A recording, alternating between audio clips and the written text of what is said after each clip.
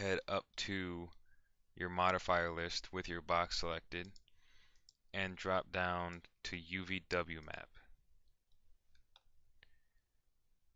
Each of these mappings will change what happens to the textures. So make sure everything's selected, Control A. You'll see now all the textures have changed pretty drastically. So for our purposes here, I'm going to select a face mapping. And what that does is, as we saw in our wireframe mode, we have all these faces, these little squares here. So when we do face mapping, it gives each texture to each face that it's on. So all these squares get an entire extra copy of that texture, which is why everything on the wall looks like you can see all the squares because the texture's stretched out. And on our ground, we now have the alphabet up to V.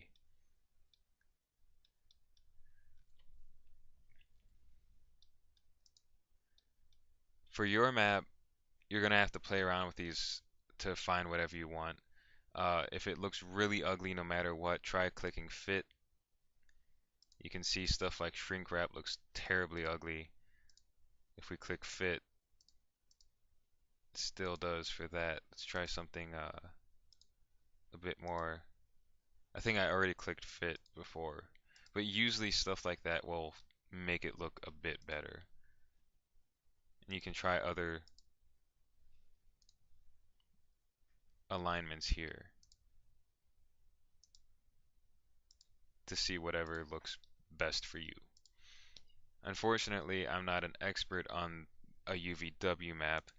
They are kind of complicated if you get to more complicated subject, like complicated models, I mean. So I usually just stick to what I know.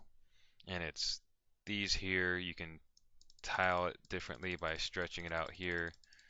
But ultimately it's up to you to play around with this to figure out what the best settings are for your map.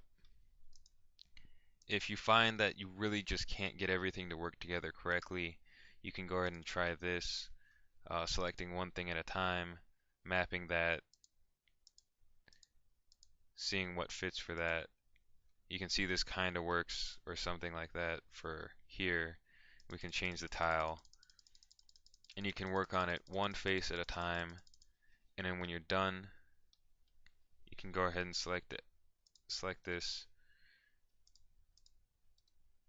and convert this to an editable mesh again.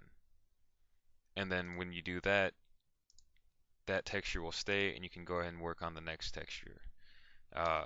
For now though, I don't need to do that because ours works out pretty fantastically using just one UVW map.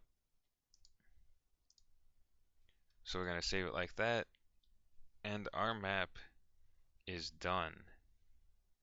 It looks fantastic, doesn't it? Remember that everything's linked up. It should already be, but I always make sure. And go ahead and export this. I'm going to speed through this as well, as this was covered in lesson 1.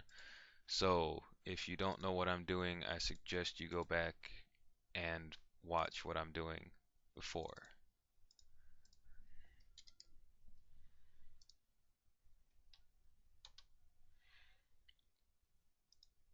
One extra step you're going to want to do though that wasn't covered before